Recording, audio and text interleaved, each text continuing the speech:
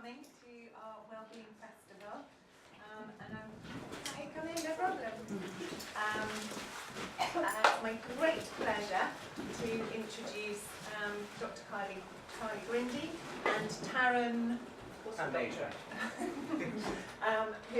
Carlie is one of our GPs and Tarun is one of our therapists here. So Carlie's one of the partners and she's really responsible for this wonderful festival this weekend.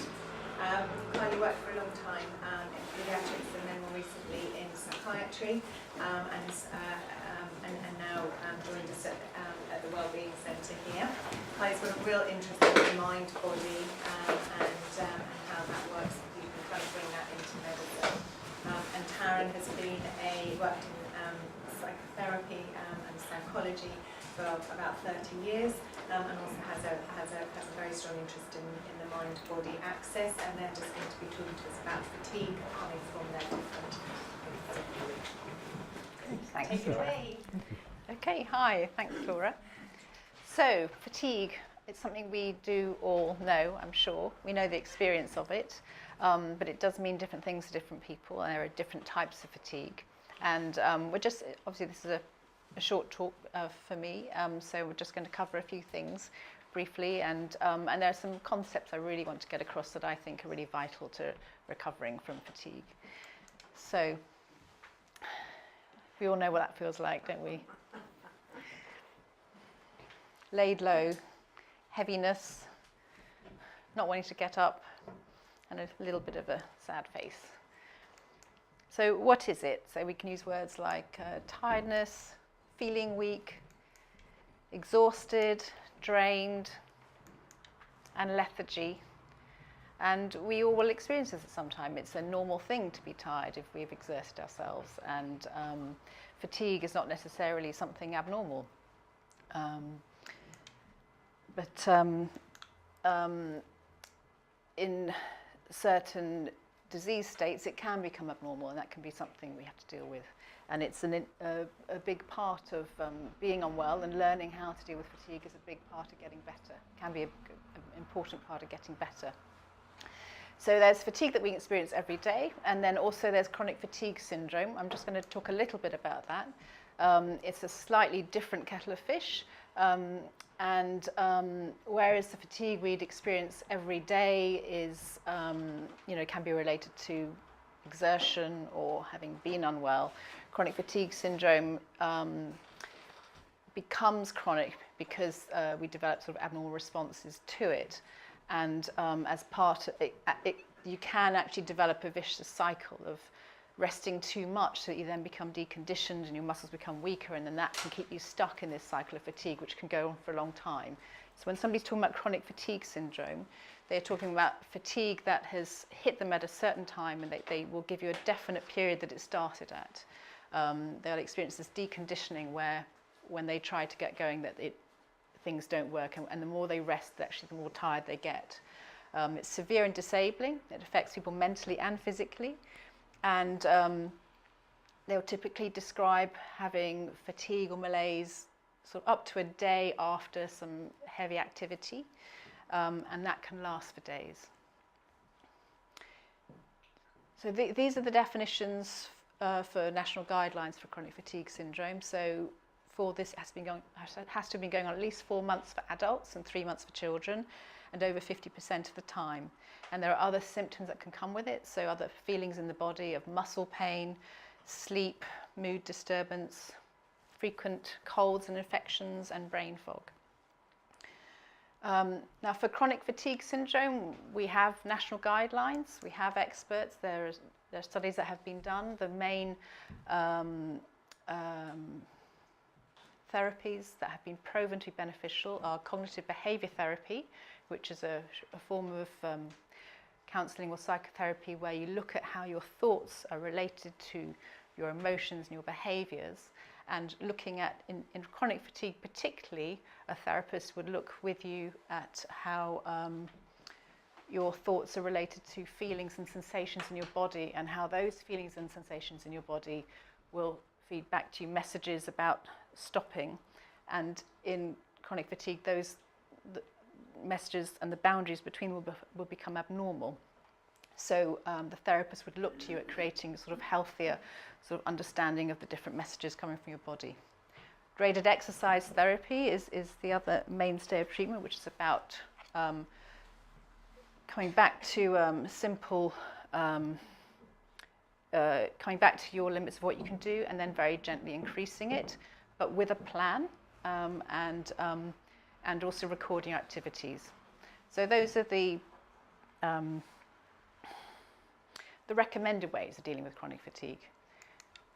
I want to talk more about some concepts that I think are really important in overcoming it. So I want to look at actually what does it take to live a healthy life. So for me, the most important concepts are about balance and boundaries. So in living a healthy life, I think we need all of these things to we need to be connected to all of these areas, so that we have a sense of well-being, so that we're waking up every day feeling like we actually want to be here. And these can all be affected to create a state of fatigue. So for me, it's important that actually we do rest. You have to have rest, but you also have to have exercise. And you have to have play, actually. Sometimes I think these things are neglected, and sometimes in our culture I think we neglect things too much. We get too driven to just to work hard, and we go past our limits. And some of these pressures from outside, I think, can create chronic fatigue states because we go on too long and we ignore the signals our bodies are giving us about when to stop. So I think also a sense of fulfillment in life is key to health and well-being, that I think everybody needs to be connected to something that makes them feel that they were here for this. You know, this is why I'm alive, this is what I want to do. And I think being connected to that is something which is essential for well-being. Food as well. Sometimes we could eat unhealthily, and also I've known of a patient with chronic fatigue who actually, when we looked down at things, was only eating one meal a day because they couldn't afford more. But if any of these things go out of balance, you could, and for too long, without listening to the messages your body will give about them, about you needing more of them, I think fatigue can develop. So we do need a little bit of exercise. We need to move around every day. Ideal is actually to walk or stand for at least 2 to 3 hours a day, just to keep your muscles in condition. If you do less than that, or if you stop, you can lose 3% of your sort of muscle condition a day. Mind, very important to have a healthy outlook and to be able to deal with negative feelings and let them go. Have some kind of strategy for dealing with that, and also for perhaps having a time to look at things that happened in the past. I know Tarun's going to talk a lot more about that, so I'm not going to do so much now, but it's vital, and sometimes a fatigue state can arise because of some mental ill health or imbalance from the past that has never been dealt with. Spirit, can be religion, can just be connection to just a sense of being alive. And livelihood, I think obviously we need some form of livelihood to keep ourselves functioning and healthy. It doesn't have to be that. It's great if it is, but I think you need to have it somewhere. Even if you can do a livelihood that is not necessarily your favourite thing, but if it makes it possible for you to do your favourite thing, I think that can be equally good. And love and connection to families and loved ones. There's a lot of work that shows that actually our immune systems function better when we have at least 5 close connections, people that we can really trust and talk to, and community around us, feeling part of a community. And play, and obviously sleep, and time for rest. And I think in our culture at the moment there is a little bit too much pressure sometimes for us to be able to fulfill all that. And this is not about it being perfect and perfectly balanced all the time at all. It's a moving thing. It's always moving in and out of different areas. I don't think you can have everything completely perfectly balanced all the time, but the concept of just looking at where is my balance out, I think is really key. So factors that can come in. So generally stresses. So bad habits can affect your rest or sleep. Just for a while when we're young, we can go out and we can cane it. We can stay up all night and we can do it and we get away with it. So we carry on doing it, and they're just, for some people, chronic fatigue or other types of fatigue can develop when they've just carried on doing it for too long, and then they crash. Physical ill health as well. Obviously, fatigue is a part of illness, and restoring energy is part of getting better. And it's normal when you've been ill, when you've had a virus, something like that, to have to rest for a while, because your body has to use its energy for getting better. And again, if we are pushing it too much at that time, then we can take longer to get better, and then almost reset our bodies in a state where it's not sort of, our energy isn't coming back, our vitality isn't coming back, and if we haven't given enough rest for it, we could end up chronically unwell. Life events, so bereavement, losing somebody you love, or stresses at work, or all of these things can affect how able you are to cope with what's happening every day. Stress and will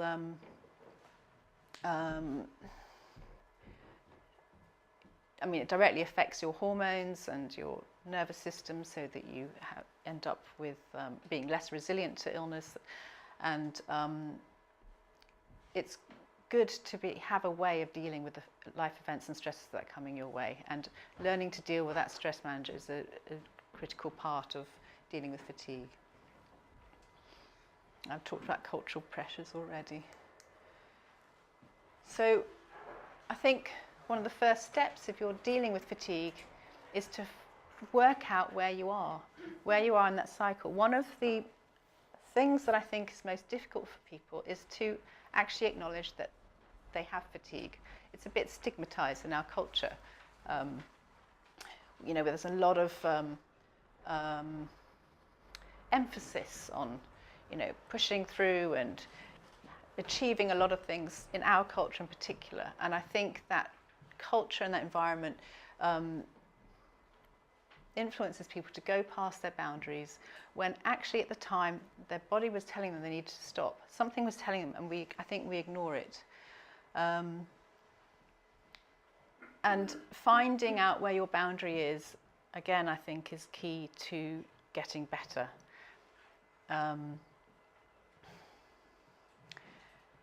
If you have the type of fatigue that, if you have somebody who has overdone it, sort of gone too far, not had enough rest, and then crashes, then you might have to tail back everything you do right back to what you can do. And it might be only 5 minutes walking. If you're that exhausted, it probably would be somebody who's had some kind of health problem that would need that much. But I think the important thing is to get really honest about what you actually can do and what you can't. And I think that's one of the things people find the most difficult. The thing I most want people to learn is to have a sense of, start tuning into their body, have a sense of when things are going out of balance, and from which direction it's going out of balance. So whether it's not enough rest or too much rest, and not enough activity, not enough keeping going, or not enough connection. And I think fatigue also hits a lot of people in their 30s and 40s who have not have had something in their life which actually they've always known they didn't do so well. Like maybe they isolate themselves from people, or maybe they go out drinking or taking drugs or something like that, or work too hard. And people will have told them. I think we all know it, and I think we ignore it. And I just think there comes a point when you can't ignore it anymore. And one of the key things that has to happen is you start telling the truth to yourself, and give up your resistance to actually what is going on. And I think that moment of awakening, of realizing that, you know, the last thing you want to admit is that you have fatigue. But admitting it is the first step to getting better.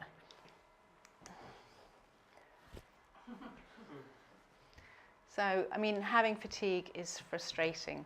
I had fatigue myself following chemotherapy, and I have to say, for me, it was worse than the chemotherapy.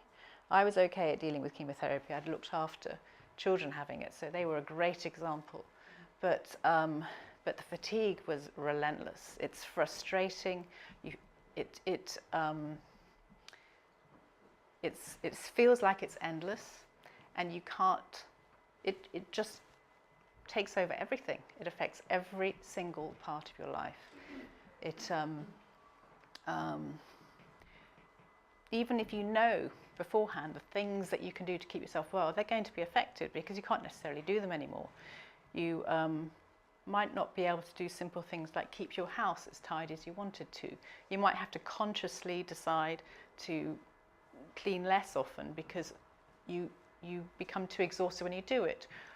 One of the most important things to do is to start packaging things in small amounts. So if that was the case, you would go down to 15 minutes of housework or something like that and do it scattered throughout the day. You'd have to create a plan to do little and often. But the other big concept about it that I'd like to talk about is about being kind to yourself. So getting wise to your body, learning to listen and listen to the signals that you've been ignoring, and working out which direction things have gone out too far. And this is going to change every day. So your boundaries are going to change.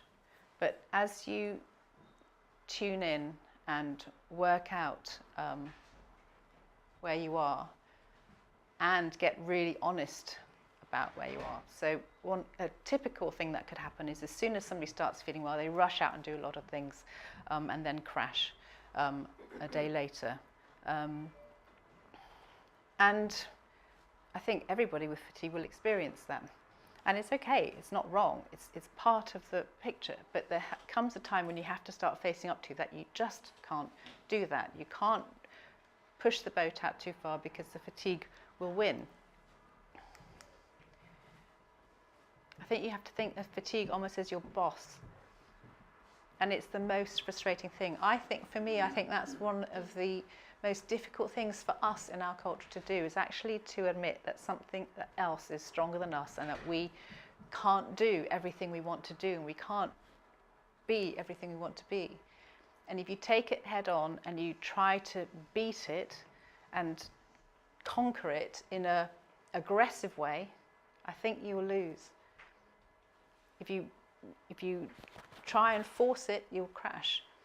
But if you treat it as a boss that you can negotiate with and just learn the lessons it's trying to teach you, maybe to look after yourself more, to learn to nurture, to learn the side of things that you've been ignoring and that you know in your heart you've been ignoring up till now. So start where you are and stretch the boundaries gradually and responsibly. Do little and often and consistently increase. And those are the key messages from the graded exercise therapy and the NICE guidelines that we have. There are practical things you can do, like keeping diaries is really important. So keeping an objective measure of what your activity levels are, so you can look at what they are and just gradually increase them. And each time, I think the other thing is not to be competitive about it. There's no point of competing. In yoga, there's concept of just going to your boundary. It doesn't matter what anybody else's boundary is, and there's no point setting a target beyond it. You just find out where you are and then you keep stretching it from there. boring things, routine and rhythm, very important in Chinese medicine, but having regular food, regular sleep, regular rest and exercise built into your day, it's all really boring, but it works. And these things are really vital for to rebuild your health and well-being. So making a plan, setting goals, but realistic goals. They can't be too they can't be ambitious ones. They've got to be real ones. And it's part of being kind to yourself and accepting yourself exactly the way you are, like as you see where they are. And don't move on until you're comfortable. So be a tortoise, not a hare, and you'll get there in the end. So beyond the nice guidelines, we can use psychotherapy, mindfulness, yoga. They're all excellent methods of increasing your awareness of yourself and your body. Especially for mindfulness, it helps you give space for your thoughts and less attachment to what you think they mean, so that you can let them go and access a more restful part of you beyond that. Yoga particularly is good with chronic fatigue, as it brings in that link with your physical body and the gentle, the knowledge of your boundary and how to increase it gradually. But it's vital that when you need to rest, you do rest. So NICE say there's not enough evidence for these things, but the NICE guidelines are quite old now. They're 2007, and they're new guidelines coming out in 2020. Personally, I know many craniosacral therapists who actually became better, cured themselves of chronic fatigue through craniosacral therapy and then became therapists, but there are no studies to support that. A lot of people find supplements helpful, and there are practical things you can do for muscle pain, like having salt baths and that sort of thing, which can help. Main lessons are, first of all, just to get honest and real about where you are and really accept where you are, and then be a tortoise and be kind. That's my message.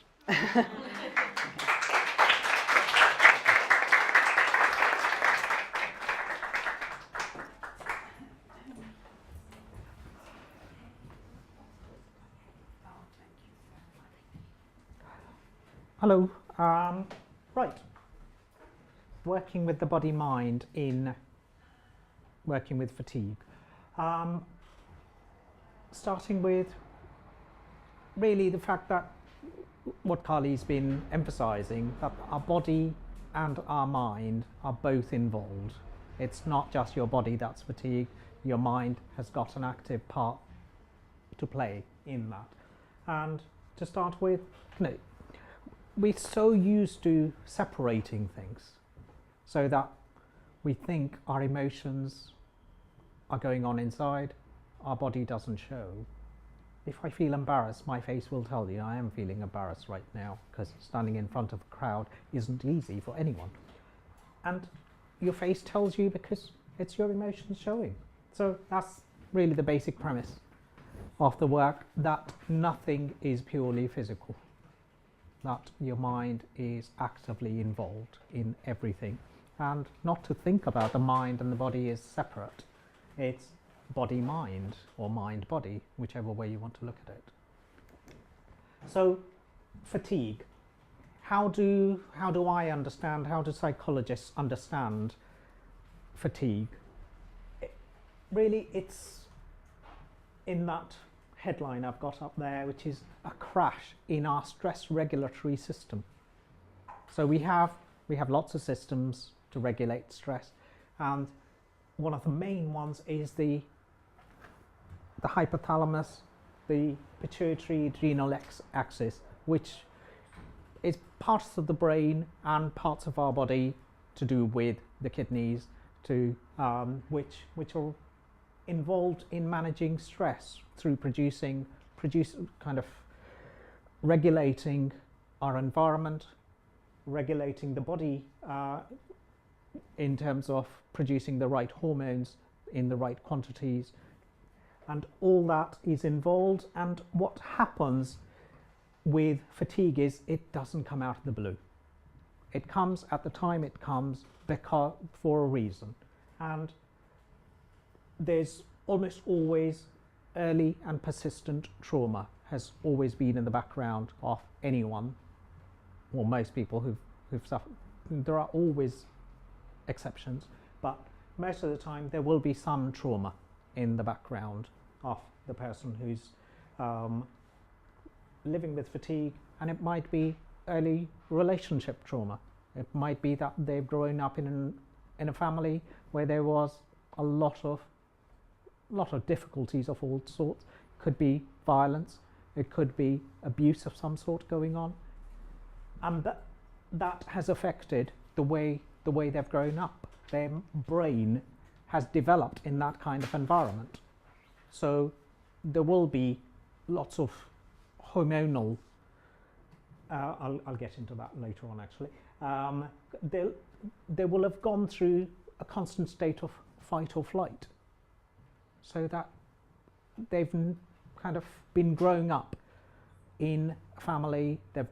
It might not be family, it might be at school, it might be somewhere else where they've had a lot of difficulties, where maybe the family life was okay, but it was the neighbourhood which didn't feel safe. So that might have been trauma, because again, I say trauma, there's different kinds of trauma. It might be that the neighbourhood was traumatic. If you've grown up on an estate which didn't feel safe. It depends so much on people's psychology. If that has kind of led to lots of stress hormones swirling around in your body at all times, that might have produced problems. Inter and interpersonal difficulties. Inter obviously meaning between people, and intra meaning within yourself. If you've grown up with a lot of conflict because of either relationship problems or relationship problems could be within the family that have ended up affecting you because of if you've grown up with family with parents not getting on with each other, if you've grown up with lots of sibling difficulties, if you've grown up in a wider family where there are difficulties, you've not grown up in an environment where people get on with each other. And if people aren't getting on with each other, that's going to affect how you see the world. Where do we learn how the world works? In our childhood, in the environment we've grown up in. And if that environment meant that you saw people not getting on, if you saw a lot of conflict, that's going to end up having an impact on your body, and your body swilling around with stress hormones is going to mean that your psychology is going to be affected. It's going to affect what you see, how you manage, how you learn to cope. So all that is going to be affecting. And intrapersonal is what your relationship is like with yourself. So whether if we just look in basic terms, whether you like yourself, whether you see a place for yourself in the world, whether you feel worthy or unworthy, whether you pay attention, from what Carlie was talking about, whether you pay attention to your limitations, whether you accept your limitations as a sign of you being human, or you see your difficulties, your limitations as a sign of you being weak or feeble or unworthy. Those are all the ways I think about in looking at how your relationship is with yourself. So when you look in the mirror, what do you see? All of us will see different things. And what's your relationship like with the person in the mirror? And there's to be a history of major depressive disorder, PTSD, again, trauma, alexithymia. It's a word that no one else seems to know, but psychologists seem to like. I don't know why, But alexithymia means difficulty in putting names to feelings. So a lot of people have that. They are put in a stressful situation, end up feeling what most people would recognize as anxiety, and they say, oh, I don't know, there's just something going on here. It's kind of feels like some kind of activity, but I don't know what it is. And you ask them, what do you feel when you're under a lot of stress? And they say, I don't know. They can't put names to feelings, so they can't say, oh, I'm feeling anxious. Oh, I'm feeling sad because my cat's just died, or I've lost my job, or my relationship has ended. They can't name feelings. So there will be that, and that again won't have come out of anywhere, obviously. It won't have come out of nowhere. Alexithymia comes up because when they were learning to name feelings, there wasn't anyone to show them that when you fall down and you graze your knee, that broken bit of skin is what's causing the pain in your body, and or that your puppy just died, you're feeling sad. We need to be shown that as human beings, that these are feelings that you feel somewhere in your body, and what the names are.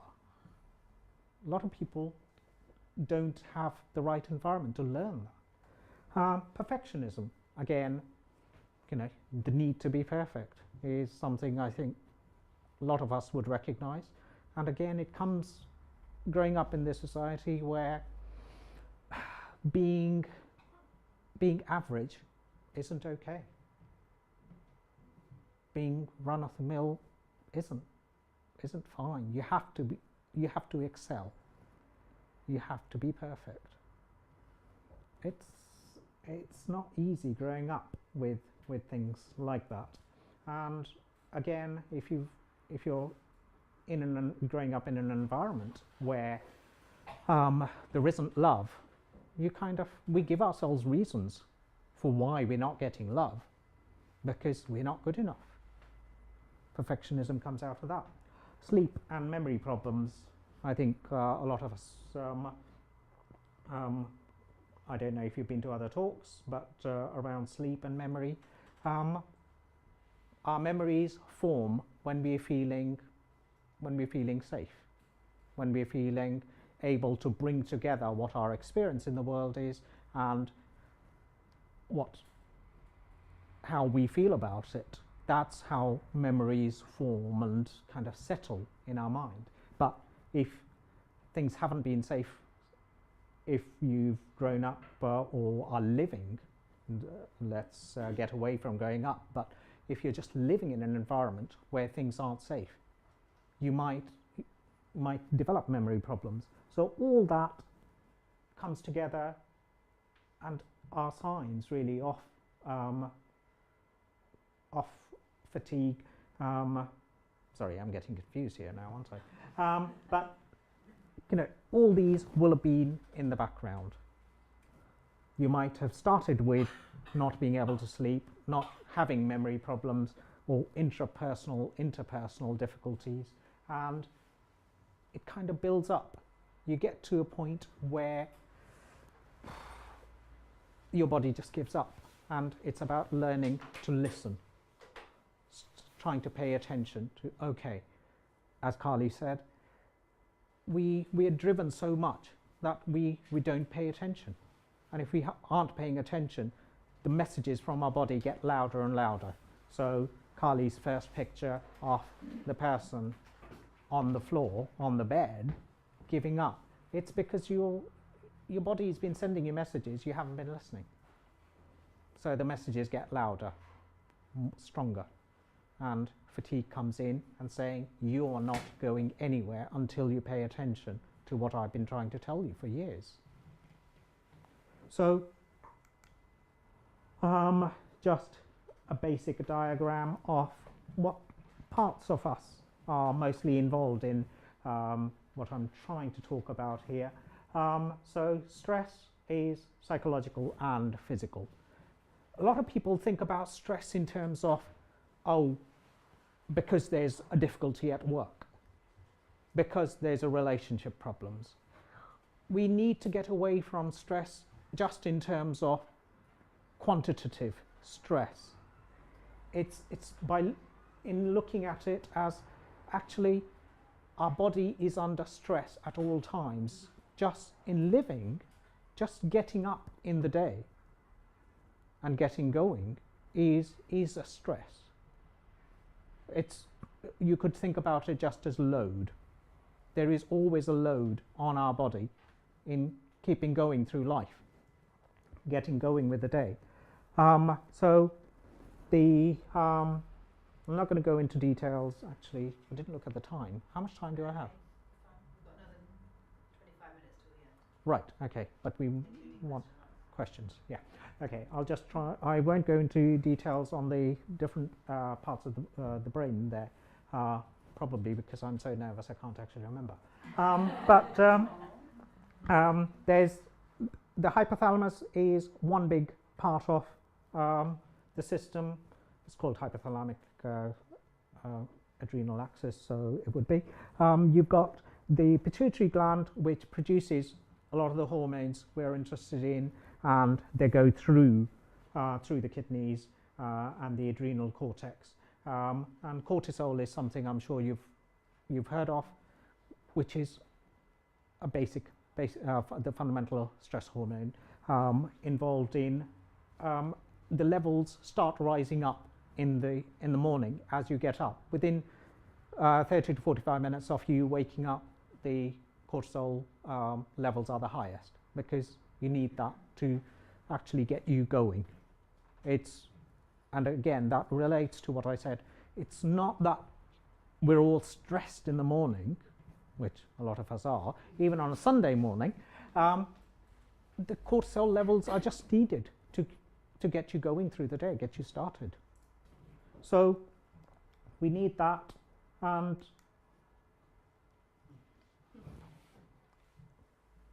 sorry, I'm just going to go back there. So what we've talked, I've said a little bit about what fatigue is, how it affects us, the parts of the body that are involved. So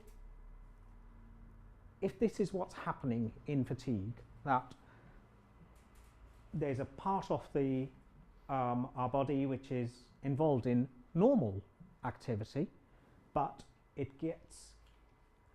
becomes problematic because there's a lot of strain on this system, and it's starting to work in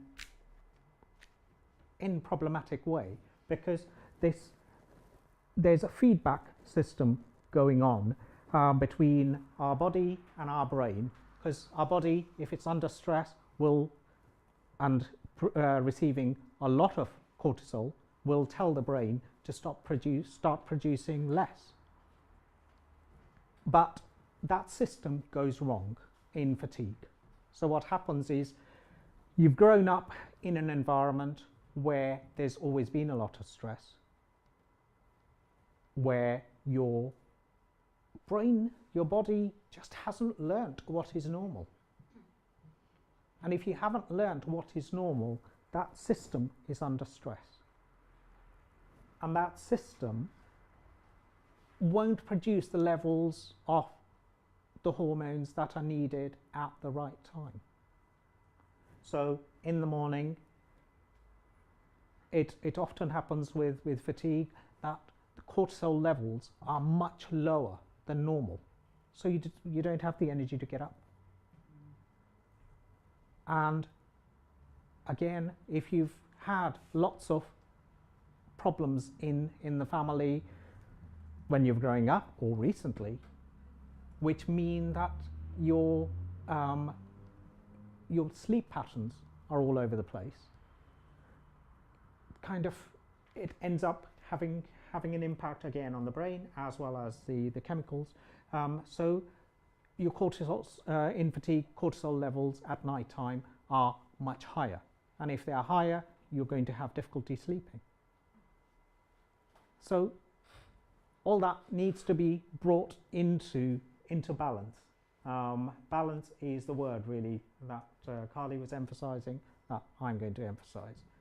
That the body is out of balance, and the mind needs to be brought in to help with bringing it back into balance. So what do? Firstly, we need to recognise that it's a body-mind issue. It isn't just your body isn't working. Your mind is equally involved. Your emotions, the way you connect with yourself, the way you look after yourself, the way you think about yourself in the world. Carlie emphasised relationships. Carlie emphasised work, a sense of fulfilment. I would see that as having a sense of meaning, having a sense of purpose in life is important. So if you need to be thinking about that instead of just thinking, oh, it's my body that's not working, my emotions, my relationships are not connected to this. That doesn't work. So you need to bring that in. You need to kind of start looking at, again, I'm going to borrow bits from Carlie, which was about sleep. You need to look at the importance of sleep, food, rest, work, relationships, exercise. All those are feedback loops that affect every single part of your body and your mind. So the body-mind are involved, and we need to start learning the connections. We need to start becoming more aware instead of keeping it all separated, keeping it divorced. And if you're going to link up, then you need to start linking the past with the present. As I said, it didn't come out of nowhere. It's come from somewhere.